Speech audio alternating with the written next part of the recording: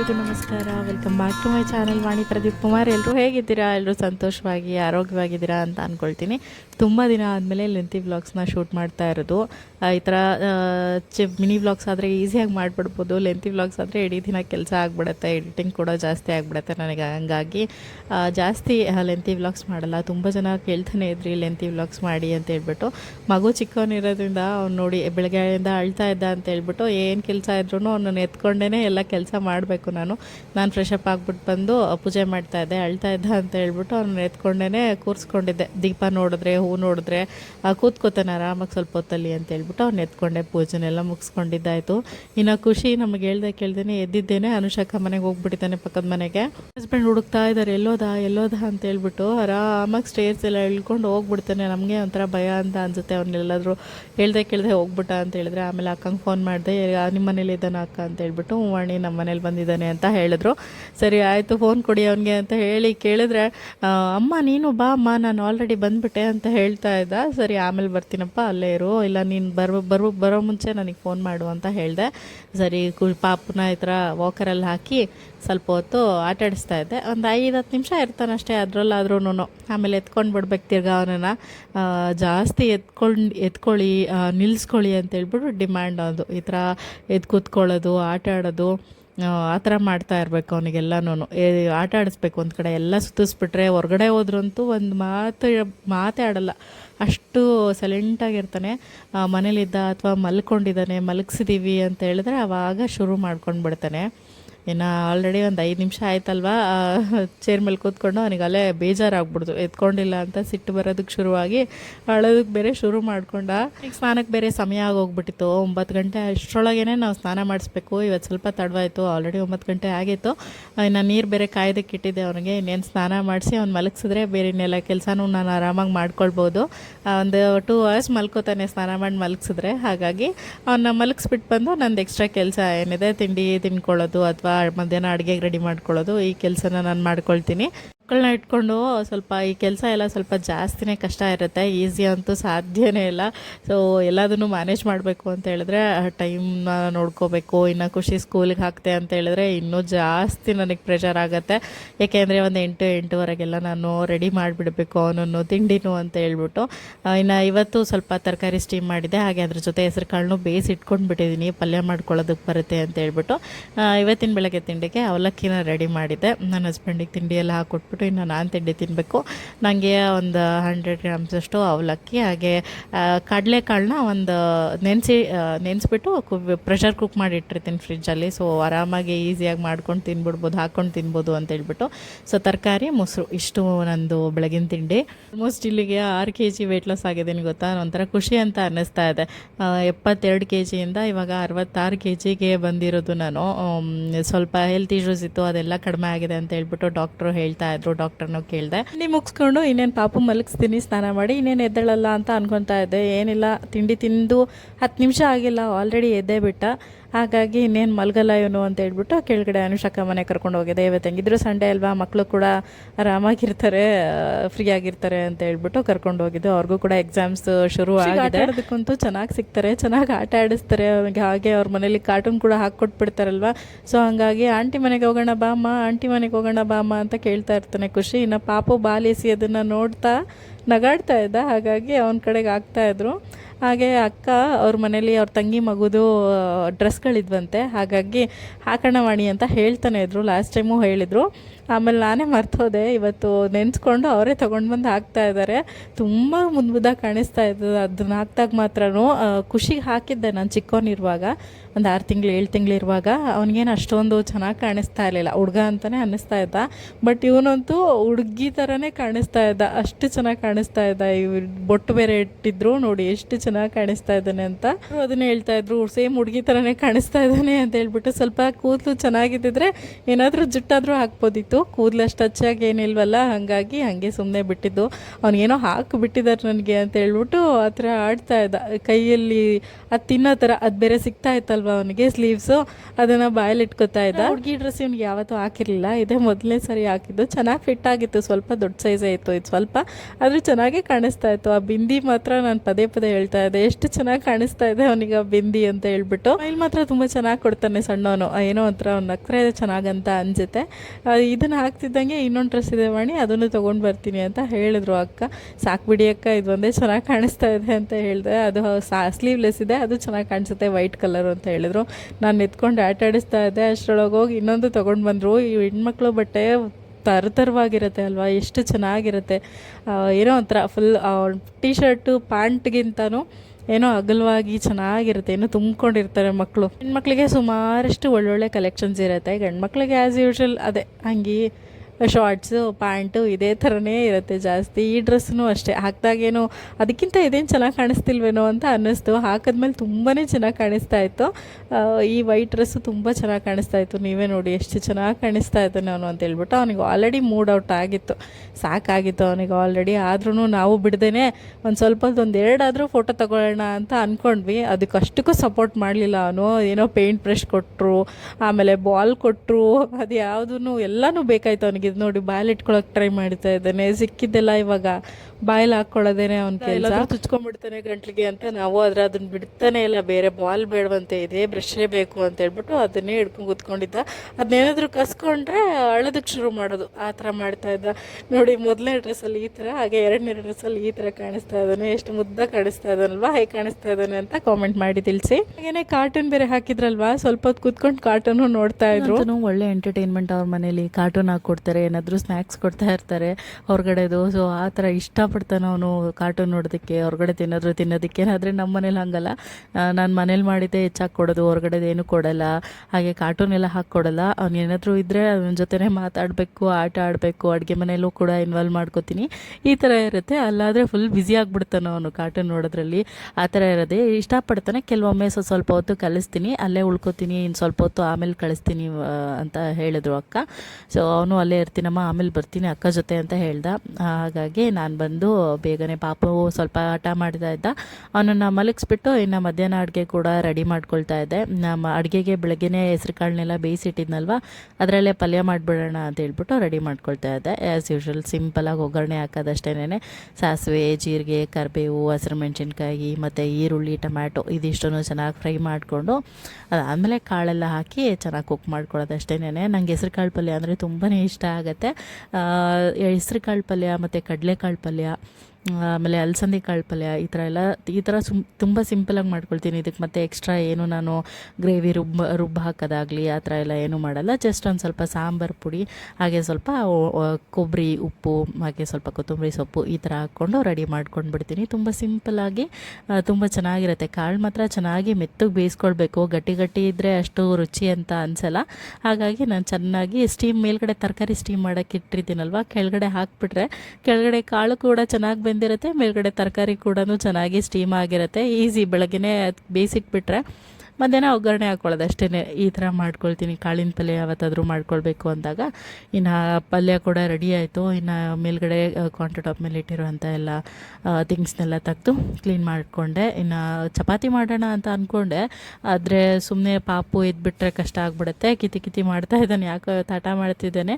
ಹಾಗಾಗಿ ರೈಸ್ ಮಾಡ್ಕೊಂಡ್ಬಿಡೋಣ, ಹೆಂಗಿದ್ರು ಪಲ್ಯ ಮಾಡ್ಕೊಂಡಿದ್ದೀನಲ್ಲ ಅಂತ ಹೇಳ್ಬಿಟ್ಟು ಸಿಂಪಲ್ಲಾಗಿ ರೈಸ್ನೇ ಮಾಡಿಕೊಂಡೆ. ಮಧ್ಯಾಹ್ನ ಎಲ್ಲ ರಾತ್ರಿಗೆ ಚಪಾತಿ ಮಾಡ್ಕೊಂಡ್ರಾಯ್ತು ಅಂತ ಹೇಳ್ಬಿಟ್ಟು. ಆಗಿದ್ರೆ ಡಾಕ್ಟರ್ ಕೊಟ್ಟಿರುವಂಥ ಡಯಟ್ನೇ ತುಂಬ ಸ್ಟ್ರಿಕ್ಟಾಗಿ ಫಾಲೋ ಮಾಡ್ತಾ ಇದ್ದೆ. ಇವಾಗ ನನಗೆಲ್ಲ ಅದು ಅಡ್ಜಸ್ಟ್ ಆಗಿರೋದ್ರಿಂದ ನಾನೇ ಹೊಸ ರೆಸಿಪಿಗಳು, ಅಂದರೆ ನಾನೇ ಈ ಥರ ಮೆಷರ್ಮೆಂಟ್ಸ್ ತೊಗೊಂಡು ಈಗ ಗೊತ್ತಾಗ್ಬಿಟ್ಟಿದೆ 100 ಗ್ರಾಮ್ಸಿಗೆ ಎಷ್ಟು ರೈಸ್ ಇರುತ್ತೆ, 100 ಗ್ರಾಮ್ಸಿಗೆ ಪಲ್ಯ ಎಷ್ಟು ಬರುತ್ತೆ ಅಂತ ಹೇಳ್ಬಿಟ್ಟು. ಮುಂಚೆ ಆದರೆ ಮೆಷರ್ ಮಾಡಿ ತೊಗೋತಾ ಇದ್ದೆ. ಇವಾಗೆಲ್ಲ ಕೈ ಅಳತೆ ಗೊತ್ತಾಗಿರೋದ್ರಿಂದ ಆರಾಮಾಗಿ ಸೌಟಲ್ಲೇ ಗೊತ್ತಾಗ್ಬಿಡುತ್ತೆ ಎಷ್ಟಿದೆ ಇದು ಕ್ವಾಂಟಿಟಿ ಅಂತ ಹೇಳ್ಬಿಟ್ಟು.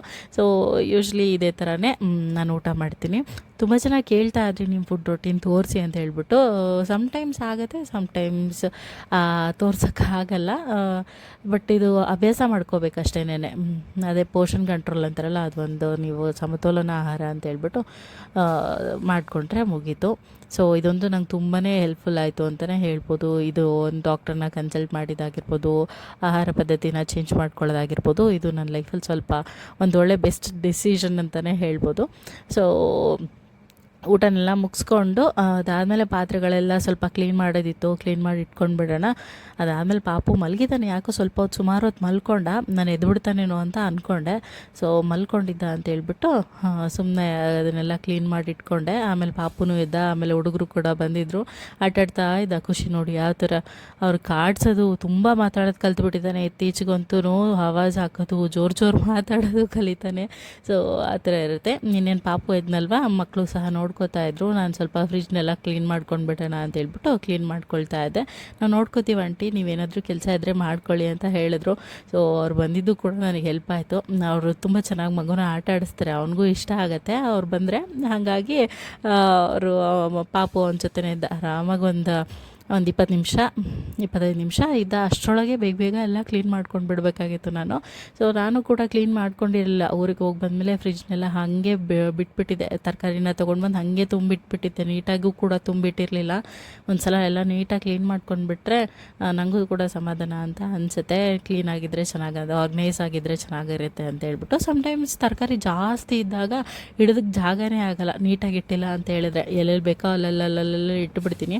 ಹಂಗಾಗೆಲ್ಲ ನೀಟಾಗಿ ಜೋಡಿಸಿಟ್ಕೊಂಡ್ಬಿಟ್ರೆ ಫ್ರಿಜ್ಜಲ್ಲಿ ಕೂಡ ಜಾಸ್ತಿ ಜಾಗ ಇರುತ್ತೆ, ಜಾಸ್ತಿ ತರಕಾರಿನೂ ಹಿಡಿಯುತ್ತೆ. ಹಾಗಾಗಿ ಎಲ್ಲ ಕ್ಲೀನ್ ಮಾಡಿ ಇಟ್ಕೊಂಡ್ಬಿಡ್ತೀನಿ. ಮಂತ್ಲಿ ಒನ್ಸ್ ಆದ್ರೂ ಈ ಥರ ಕ್ಲೀನ್ ಮಾಡಿಕೊಂಡ್ರೆ ಫ್ರಿಜ್ ಕೂಡ ಕ್ಲೀನ್ ಆಗಿರುತ್ತೆ. ನನ್ನ ಹಸ್ಬೆಂಡ್ ಬ್ಯಾಚುಲರ್ ಇದ್ದಾಗ ತೊಗೊಂಡಿದ್ದು, ಈಗ ಆಲ್ಮೋಸ್ಟ್ ಒಂದು 8-9 ಇಯರ್ಸ್ ಆಯಿತು ಅಂತ ಅನಿಸುತ್ತೆ ಇದನ್ನು ತೊಗೊಂಡು. ಇದು ತುಂಬ ಚೆನ್ನಾಗಿದೆ. ಇದು ಫ್ರಿಜ್ ಹೈಯರ್ ಬ್ರ್ಯಾಂಡ್ದು. ತುಂಬ ಚೆನ್ನಾಗಿ ಕೇಳ್ತಾ ಇದ್ರಿ ಯಾವ ಬ್ರ್ಯಾಂಡ್ ಇದು ಅಂತ ಹೇಳ್ಬಿಟ್ಟು. ಹೈಯರ್ ಇದು ಬ್ರ್ಯಾಂಡ್ ಬಂದು ತುಂಬ ಚೆನ್ನಾಗಿದೆ. ಹೊಸ ಫ್ರಿಜ್ ನೋಡಬೇಕು ನಾವು, ಬಟ್ ಇದು ಚೆನ್ನಾಗಿರೋದ್ರಿಂದ ಫ್ರೀಸರ್ ಸ್ವಲ್ಪ ಹಾಳಾಗಿ ಹೋಗ್ಬಿಟ್ಟಿದೆ. ಅದನ್ನು ರಿಪೇರಿ ಮಾಡಿಸಿದ್ದೀವಿ ನಾವು, ಆದ್ರೂ ಸ್ವಲ್ಪ ಅದು ಸರಿ ಹೋಗಿಲ್ಲ, ಅಂದರೆ ಫ್ರೀಸ್ ಆಗಲ್ಲ ಜಾಸ್ತಿ. ಏನು ತೊಂದರೆ ಇಲ್ಲ, ತರಕಾರಿ ಇಡೋದಕ್ಕೆ, ಹಾಲು ಇಡೋದಕ್ಕೆ ಎಲ್ಲದಕ್ಕೂ ಬೆಟರ್ ಇದೆ. ನಾನೇನು ಜಾಸ್ತಿ ಹೆಚ್ಚಾಗಿ ಅದಕ್ಕೆ ತರಕಾರಿಗೇ ಬಳಸೋ ಅಂಥದ್ದು. ಇನ್ನು ಸಂಜೆ ಬೇರೆ ಆಯಿತು, ದೀಪ ಹಚ್ಬಿಟ್ಟೋಣ, ಕಸ ಎಲ್ಲ ಗುಡಿಸ್ದೆ. ನಮ್ಮ ಖುಷಿ ಎಷ್ಟು ಹರಡ್ತಾನೆ ಅಂತ ಹೇಳಿದ್ರೆ, ಇನ್ನೂ ಬಂದು ಸ್ವಲ್ಪ ಹೊತ್ತು ಆಟ ಆಡೋಕ್ಕೆ ಶುರು ಮಾಡಿಲ್ಲ. ಹೊರಗಡೆ ಇದ್ದಿದ್ದು ಮಾವಿನ ಸೊಪ್ಪನ್ನೆಲ್ಲ ತೊಗೊಂಡು ಬಂದು ಯುಗಾದಿ ಹಬ್ಬಕ್ಕೆ ಹಾಕಿರೋದೆಲ್ಲ ಮನೆ ತುಂಬ ಹರಡ್ಬಿಟ್ಟಿದ್ದ. ಸರಿ, ನನ್ನ ಹಸ್ಬೆಂಡ್ ಬಂದರು, ಪಾಪುನ ಅವ್ರ ಕೈಲಿ ಕೊಟ್ಬಿಟ್ಟು ಬೇಗ ಕಸನೆಲ್ಲ ಗುಡಿಸ್ಕೊಂಡು ಸಂಜೆಯ ಪೂಜೆನೂ ಮಾಡಿಕೊಂಡೆ. ಹಾಗೆ ಇವತ್ತು ಸಂಡೇ ಅಲ್ವಾ, ಮಕ್ಕಳು ಕೂಡ ಮನೇಲಿ ಇರ್ತಾರೆ. ನಾನು ನಿನ್ನೆ ಅನುಷಕ್ಕೆ ಹಂಗೆ ಹೇಳಿದ್ದೆ, ಅಕ್ಕ ಇವತ್ತು ಮನೇಲಿ ಗೋಲ್ಗಪ್ಪ ಮಾಡ್ತೀನಿ, ಪಾನಿಪೂರಿ, ಸೊ ಸಂಜೆ ಇಲ್ಲೇ ಮಾಡೋಣ, ಇಲ್ಲೇ ಕರ್ಕೊಂಡು ಬನ್ನಿ ಅಂತ ಹೇಳಿದೆ. ಸೊ ಆಯ್ತು ಬನ್ನಿ ಅಂತ ಹೇಳಿದ್ರು. ನಾನು ಕಾಳು, ಮಧ್ಯಾಹ್ನ ಒಂದು ಬಟಾಣಿ ಕಾಳನ್ನ ನೆನಗಿಟ್ಟು ಮತ್ತು ಆಲೂಗಡ್ಡೆ ಬಟಾಣಿ ಕಾಳೆಲ್ಲ ಚೆನ್ನಾಗಿ ಕುಕ್ ಮಾಡಿ ಇಟ್ಟಿದ್ದೆ. ಇನ್ನೇನು ಇವಾಗ ಸ್ವಲ್ಪ ಅದಕ್ಕೆ ಪಾನಿಪೂರಿಗೆ ಫಿಲ್ಲಿಂಗ್ ಮಾಡ್ಕೊಳ್ಳೋದಕ್ಕೆ ಆಲೂ ಬಟಾಟೆ ಇದನ್ನು ರೆಡಿ ಮಾಡ್ಕೊಳ್ಬೇಕಾಗಿತ್ತು. ಸೊ ಅದೊಂದು ರೆಡಿ ಮಾಡ್ಕೊಳ್ಳೋದಕ್ಕೆ ತುಂಬ ಸಿಂಪಲ್. ನಂಗೊಂದು ಕಾಲೇಜ್ ಡೇಸಲ್ಲಿ ಆಗಿರ್ಬೋದು, ಸ್ಕೂಲ್ ಡೇಸಲ್ಲಿ ಗೋಲ್ಗಪ್ಪ ಅಂದರೆ ಸಿಕ್ಕಾಪಟ್ಟೆ ಇಷ್ಟ ಆಗುತ್ತಾ. ಸ್ಕೂಲಲ್ಲೆಲ್ಲನೂ ನಮ್ಮ ಸ್ಕೂಲ್ ಮುಂದೆ ಇಟ್ಕೊಳ್ತಾ ಇದ್ರು. ಯಾವಾಗಲಾದರೂ 2 days once ಆದ್ರೂ ನಾನು ತಿಂತಾಯಿದ್ದೆ, ಅಷ್ಟು ಇಷ್ಟ ಆಯಿತು ನನಗೆ. ಮನೇಲಾದ್ರೂ ಅಷ್ಟೇ, ಅಮ್ಮ ಯಾವಾಗಲಾದರೂ ಮಾಡಿಕೊಡ್ತಾಯಿದ್ರು, ಚೆನ್ನಾಗಿರ್ತಿತ್ತು. ನನಗೇನೋ ಈ ಫ್ಲೇವರ್ ತುಂಬ ಇಷ್ಟ ಆಗ್ತಿತ್ತು. ಬಟ್ ಇತ್ತೀಚೆಗೆ ಮಗು ಎಲ್ಲ ಆದಮೇಲೆ ನನಗೆ ಅಷ್ಟು ಹೆಚ್ಚಾಗಿ ತಿನ್ನಬೇಕು ಅಂತ ಮನಸ್ಸಾಗಲ್ಲ, ಅಂದರೆ ಕ್ರೇವಿಂಗ್ಸ್ ಇಲ್ಲ. ಇವಾಗ ಕಂಪ್ಲೀಟಾಗಿ ಸ್ಟಾಪ್ ಆಗಿದೆ. ಏನೋ ಯಾವಾಗಲಾದರೂ ತಿಂದರೆ ಆಚೆ ಕಡೆ ಅಂತೂ ತಿನ್ನೋದಕ್ಕೆ ಸಾಧ್ಯನೇ ಇಲ್ಲ. ನನ್ನ ಹಸ್ಬೆಂಡಿಗೆ ಮುಂಚೆ ಆಗಿದ್ದಿದ್ರೆ ಕಾಣಿಸಿದ್ರೆ ನನಗೆ ಕೊಡಿಸ್ಕೊಂಡೇ ನೀವು ಮುಂದಕ್ಕೆ ಹೋಗಬೇಕು ಅಂತ ಹೇಳ್ಬಿಟ್ಟು ಡಿಮ್ಯಾಂಡ್ ಮಾಡ್ತಾಯಿದ್ದೆ. ಇವಾಗ ಅಷ್ಟು ಹೆಚ್ಚಾಗಿ ಏನು ಕ್ರೇವಿಂಗ್ ಅಂತ ಅನಿಸಲ್ಲ ನನಗೆ. ಸೊ ಹಾಗಾಗಿ ತಿನ್ನಬೇಕಾದ್ರೆ ಯಾವಾಗಲಾದರೂ ತಿಂತೀನಿ, ಇಲ್ಲ ಅಂತ ಹೇಳಿದ್ರೆ ಅದನ್ನು ತಿನ್ನಲೇಬೇಕು ಅನ್ನೋ ಅಂತ ಹಠ ಇಲ್ಲ ಇವಾಗ. ಬಟ್ ಕಾಲೇಜ್ ಡೇಸಲ್ಲಿ, ಸ್ಕೂಲ್ ಡೇಸಲ್ಲಿ ಅದು ಏನೋ ಒಂಥರ ಕ್ರೇಜು. ಫ್ರೆಂಡ್ಸ್ ಜೊತೆ ಸೇರ್ಕೊಂಡ್ಬಿಟ್ವಿ ಅಂದರೆ, ಸರಿ ನಿನ್ನ ಜೊತೆನಾ, ಸರಿ ಬಾ ನಿನ್ನ ಜೊತೆನೇ ಬರ್ತೀನಿ, ಸರಿ ಬಾ ನಿನ್ನ ಜೊತೆನೇ ಬರ್ತೀನಿ, ನನ್ನ ಜೊತೆ ಬಾ ಅಂತ ಹೇಳ್ಬಿಟ್ಟು ಕರ್ಕೊಂಡು ಹೋಗ್ತಾ ಇರೋದು. ಇನ್ನು ಪೂರಿಗೆ ನಾನು ರೆಡಿಮೇಡ್ ಪೂರಿನ ತರಿಸ್ದೆ. ಅಂದರೆ ಈ ಥರ ಪಾಪಡ್ ಬರುತ್ತಲ್ಲ, ಇದನ್ನೇ, ಅದು ತುಂಬ ಪ್ರೊಸೀಜರ್ ಜಾಸ್ತಿ ಆಗಿಬಿಡುತ್ತೆ ಮನೆಯಲ್ಲೇ ರೆಡಿ ಮಾಡ್ಕೊಳ್ಳೋದು ಅಂತ ಹೇಳಿದ್ರೆ. ಹಂಗಾಗಿ ನಾನು ಇದನ್ನೇ ತರಿಸ್ದೆ. ಇನ್ನು ಇದಕ್ಕೆ ಒಂದು ಒಳ್ಳೆ ಮಸಾಲ, ಏನದು ಪಾನಿ ರೆಡಿ ಮಾಡ್ಕೊಳ್ಳೋದಕ್ಕೆ ತುಂಬ ಸಿಂಪಲ್, ತುಂಬ ಟೇಸ್ಟಿಯಾಗಿ ಬಂದಿತ್ತು ಇವಾಗ ಮಾಡಿದ್ದು. ಇದಕ್ಕೆ ಸ್ವಲ್ಪ ಬಿಡಿಸಿ ತೊಳೆದಿಟ್ಕೊಂಡಿರೋಂಥ ಪುದೀನ ಸೊಪ್ಪು, ಹಾಗೆ ಸ್ವಲ್ಪ ಕೊತ್ತಂಬರಿ ಸೊಪ್ಪು, ಇದನ್ನೆರಡನ್ನೂ ಚೆನ್ನಾಗಿ ಬಿಡಿಸಿ, ಮಣ್ಣಿರುತ್ತಲ್ವ ಚೆನ್ನಾಗಿ ವಾಶ್ ಮಾಡಿ ಇಟ್ಕೊಂಡಿದ್ದೀನಿ. ಹಾಗೆ ಅದಕ್ಕೆ ಸ್ವಲ್ಪ ಬೆಳ್ಳುಳ್ಳಿ ಬಿಡಿಸಿಟ್ಕೊಂಡಿರೋವಂಥ ಒಂದು ಗಡ್ಡೆ ಪೂರ್ತಿ ಬೆಳ್ಳುಳ್ಳಿ, ಹಾಗೆ ಸ್ವಲ್ಪ ಶುಂಠಿ, ಒಂದು 4-5 ಹಸಿರು ಮೆಣಸಿನ್ಕಾಯಿ, 4-5 ಇಲ್ಲ ಸುಮಾರಷ್ಟಿದೆ, ಒಂದು 7-8 ಇದೆ ಅಷ್ಟು ಹಸಿರು ಮೆಣಸಿನ್ಕಾಯಿ, ಹಾಗೆ ಸ್ವಲ್ಪ ಕಾಳು ಮೆಣಸು, ಒಂದಿಷ್ಟು ಕಾಳು ಮೆಣಸನ್ನ ಸೇರಿಸ್ತಾ ಇದ್ದೀನಿ, ಸ್ವಲ್ಪ ಖಾರ ಖಾರ ಫ್ಲೇವರ್ ಬರಬೇಕು ಅಂತ. ಹಾಗೆಯೇ ಸ್ವಲ್ಪ ಉಪ್ಪು, ಕಲ್ಲುಪ್ಪು, ಹಾಗೆ ಸ್ವಲ್ಪ ಜೀರಿಗೆನ ಸ್ವಲ್ಪ ಏನಂತಾರೆ ಹುರಿದು ಸೇರಿಸಿದ್ರೆ ಚೆನ್ನಾಗಿರುತ್ತೆ, ಬಟ್ ನನಗೆ ಮರೆತೋಯ್ತು, ಹಾಗೆ ಹಾಕ್ಬಿಟ್ಟೆ. ಸ್ವಲ್ಪ ನೀರನ್ನ ಸೇರಿಸಿ ಚೆನ್ನಾಗಿ ನುಣ್ಣಗೆ ಈ ಥರ ನೀರು ಹಾಕಿ ರುಬ್ಕೊಂಡಿರೋದು. ಇದನ್ನು ಜರಡಿ ಇಟ್ಕೊಳ್ಬೋದು, ಇಲ್ಲಾಂದರೆ ಹಾಗೇನೂ ಸೇರಿಸ್ಬೋದು, ಬಟ್ ಜರಡಿ ಇಟ್ಕೊಂಡ್ರೆ ಬೆಟರು, ಚೆನ್ನಾಗಿರುತ್ತೆ. ಅಂದರೆ ಸೊಪ್ಪು ಥರ ಸಿಗಲ್ಲ, ದಂಟಾಗಿ ಚೆನ್ನಾಗಿ ನೀರು ಥರ ಚೆನ್ನಾಗಿರುತ್ತೆ. ಇದಕ್ಕೆ ನಾನಿಲ್ಲಿ ಚಿಲ್ಡ್ ಆಗಿರೋವಂಥ ನೀರನ್ನ ಬಳಸ್ತಾ ಇದ್ದೀನಿ. ಅದೇನೋ ಒಂಥರ ಗೋಲ್ಗಪ್ಪಗೆ ತಣ್ಣಗಿರೋ ನೀರು ಪಾನಿ ಮಾಡಿದರೆ ತುಂಬ ಒಳ್ಳೆ ಫ್ಲೇವರ್ ಚೆನ್ನಾಗಿರುತ್ತೆ, ತಿನ್ನಬೇಕಾದ್ರೂ ತುಂಬ ಟೇಸ್ಟಿಯಾಗಿರುತ್ತೆ. ಈಗ ನೋಡಿ ನಾನು ಎಲ್ಲನೂ ಜರಡಿ ಮಾಡಿಬಿಟ್ಟು ಇನ್ನು ಉಳಿದಿರೋ ಅಂಥ ಸೊಪ್ಪಿಂದು ಎಕ್ಸ್ಟ್ರಾ ಏನಿದೆ ಅದನ್ನು ತೆಗೆದಿಟ್ಕೊಳ್ತಾ ಇದ್ದೀನಿ. ಈಗ ಪಾನಿ ರೆಡಿ ಆಗಿದೆ. ಇದಕ್ಕೆ ಆಲ್ಮೋಸ್ಟ್ ನಾನು 1 ಲೀಟ್ರಷ್ಟು ನೀರನ್ನ ಸೇರಿಸಿದ್ದೀನಿ ಗೊತ್ತಾ, ಅಷ್ಟು ಸ್ಪೈಸಿ ಆಗಿತ್ತು. ಸ್ವಲ್ಪ ಹಸಿರು ಮೆಣಸಿನ್ಕಾಯಿ ಕಾಳು ಮೆಣಸನ್ನ ಹಾಕಿರೋದ್ರಿಂದ ಸ್ವಲ್ಪ ಜಾಸ್ತಿನೇ ಸ್ಪೈಸಿ ಆಗಿತ್ತು. 1 ಲೀಟ್ರು ಅಷ್ಟು ನೀರು ಹಾಕಿದ್ರೆ ಸಾಕಾಗತ್ತೆ. ಸೊ ಇವಾಗ ಪಾನಿಗೆ ಇದಿಷ್ಟು ರೆಡಿ ಆಯ್ತಲ್ವ, ಸ್ವಲ್ಪ ಹುಣಸೆ ಹಣ್ಣನ್ನು ಸಹ ರೆಡಿ ಮಾಡಿಟ್ಟಿದ್ದೆ, ಹುಳಿಗೋಸ್ಕರ ಸ್ವಲ್ಪ ಹುಣಸೆ ಹಣ್ಣಿನ ರಸ ಇಷ್ಟನ್ನು ಸೇರಿಸಿ ಚೆನ್ನಾಗಿ ಮಿಕ್ಸ್ ಮಾಡ್ಕೊಳ್ಳೋದು. ಇದು ಇವಾಗ ಹುಳಿ ಚೆನ್ನಾಗಿ ಹಾಕಿದೆ, ಸ್ವಲ್ಪ ಉಪ್ಪು ಕಡಿಮೆ ಅಂತ ಅನ್ನಿಸ್ತು, ಸ್ವಲ್ಪ ಉಪ್ಪನ್ನ ಸೇರಿಸಿ ಚೆನ್ನಾಗಿ ಮಿಕ್ಸ್ ಮಾಡಿಕೊಂಡೆ. ಆಹಾ, ಪಾನಿ ಕೂಡ ರೆಡಿ ಆಯಿತು. ಎಷ್ಟು ಚೆನ್ನಾಗಿತ್ತು ಗೊತ್ತಾ ಪಾನಿ. ಇದಕ್ಕೊಂದು ಪಾನಿಪೂರಿಗೆ ಪಾನಿನೇ ಮೋಸ್ಟ್ ಇಂಪಾರ್ಟೆಂಟ್ ಥಿಂಗ್. ಸೊ ಈ ಥರ ತುಂಬ ಚೆನ್ನಾಗಿ ತುಂಬ ಟೇಸ್ಟಿಯಾಗಿ ರೆಡಿಯಾಗಿತ್ತು. ಫಿಲ್ಲಿಂಗ್ ಕೂಡ ರೆಡಿ ಆಯಿತು, ಪಾನಿ ಕೂಡ ರೆಡಿ ಆಯಿತು. ಇನ್ನೇನು ಪೂರಿ ಒಂದು ರೆಡಿ ಮಾಡ್ಕೊಳ್ಬೇಕಾಗಿತ್ತು. ಕಡೆಯಿಂದ ಕರ್ದಿರೋ ಪೂರಿನೇ ತೊಗೊಂಡು ಬರ್ತೀವಲ್ವ, ಅದು ಯಾವ ಎಣ್ಣೆಲಿ ಕರ್ದಿರ್ತಾರೋ ಏನೋ ಅನ್ನೋ ಥರ ಅನ್ನಿಸ್ತಾ ಇರುತ್ತೆ. ಈ ಥರ ಪಾಪಡ್ ತೊಗೊಂಡು ಬಂದರೆ ಬೆಟರು, ಆರಾಮಾಗಿ ಮನೇಲೇ ಫ್ರೆಶ್ ಆಗಿ ಕರ್ಕೊಂಡು ಬಿಡ್ಬೋದು. ಪಾಪಡೇನು ಆ ಥರ ಏನು ಜಾಸ್ತಿ ಇದಿರಲ್ಲ. ಸೊ ಹಂಗಾಗಿ ಪಾಪಡ್ನೇ ತರಿಸಿದ್ದು ನಾನು. ತುಂಬ ಚೆನ್ನಾಗಿ ಬರುತ್ತೆ, ಇದು ಟೇಸ್ಟು ಚೆನ್ನಾಗಿರುತ್ತೆ. ನಾನು ವೀಟ್ ಪಾಪಡ್ನ ತರಿಸಿದ್ದು, ಗೋಧಿ ಹಿಟ್ಟಿಂದು ಅಂತ ಕಾಣಿಸ್ತು ನನಗೆ. ಸರಿ ಆಯಿತು, ಮೈದಾ ಹಿಟ್ಟಿಂದ ಬೇಡ, ಗೋಧಿ ಹಿಟ್ಟಿಂದ ಟ್ರೈ ಮಾಡೋಣ ಅಂತ ಹೇಳ್ಬಿಟ್ಟು ಗೋಧಿ ಹಿಟ್ಟಿನ ಪಾಪಡ್ನೇ ತರಿಸ್ದೆ. ತುಂಬ ಚೆನ್ನಾಗಿ ಬಂದಿತ್ತು. ಇದು ಒಂದು ಹಾಕಿ ಟ್ರೈ ಮಾಡಿದೆ, ಚೆನ್ನಾಗಿ ಬಂತು. ಬಂದಿದ್ದೇನೆ ಒಂದು 4-5 ಆಗ್ತಾ ಜಾಸ್ತಿ ಹಾಕ್ತಾ ಬಂದೆ. ಇದಕ್ಕೇನು ಗೊತ್ತಾ, ತುಂಬ ಕಡಿಮೆ ಎಣ್ಣೆನ ಬಳಸ್ಕೊಂಡು ಆರಾಮಾಗಿ ಕರ್ಕೊಂಡು ಬಿಡ್ಬೋದು ಈ ಪೂರಿಗಳನ್ನ. ನೋಡ್ತಿದ್ರೇ ಒಂಥರ ಖುಷಿ ಅಂತ ಅನ್ನಿಸ್ತಾ ಇದೆ ನನಗೆ. ತುಂಬ ದಿನ ಆಯ್ತು ಈ ಥರ ಎಣ್ಣೆಲೆಲ್ಲ. ನಾನು ಇವಾಗ ನನ್ನ ಹಸ್ಬೆಂಡಿಗೆ ಹಪ್ಪಳ ಸಂಡಿಗೆ ಅಂದ್ರೂ ಇಷ್ಟ. ನಾನು ಜಾಸ್ತಿ ಎಣ್ಣೆ ಪದಾರ್ಥ ಮಾಡಲ್ಲ ಅಂತೇಳ್ಬಿಟ್ಟು ಅವ್ರಿಗೂ ಕೂಡ ನಾನು ಸಂಡಿಗೆ ಹಪ್ಪಳ ಎಲ್ಲ ಜಾಸ್ತಿ ಮಾಡಿಕೊಡಲ್ಲ.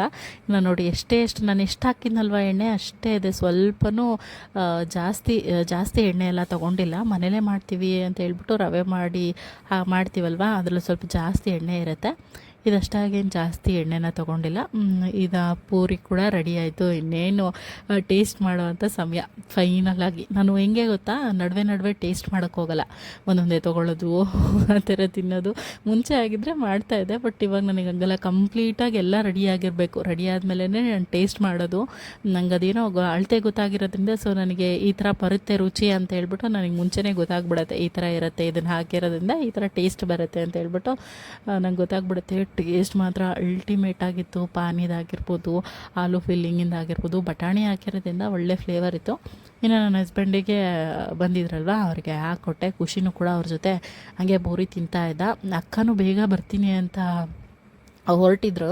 ಅವ್ರ ಮನೆಗೆ ಯಾರೋ ಗೆಸ್ಟ್ ಬಂದರು, ಸೊ ಹಂಗಾಗಿ ಲೇಟ್ ಆಯಿತು. ಅವರು ಕೂಡ ಇನ್ನೇನು ರೆಡಿ ಮಾಡಿದೆ, ಸಮಯ ಆಗಿಬಿಡುತ್ತೆ ನಂಗೆ, ಪಾಪು ಆರಾಮಾಗಿ ನನ್ನ ಹಸ್ಬೆಂಡ್ ಕರ್ಕೊಂಡಿದ್ರಲ್ವ, ಇದೇನು ಜಾಸ್ತಿ ಕೆಲಸ ಇರಲ್ಲ ಅಂತ ಹೇಳ್ಬಿಟ್ಟು ನಾನೇ ಬೇಗ ಎಲ್ಲ ರೆಡಿ ಮಾಡಿಬಿಟ್ಟೆ.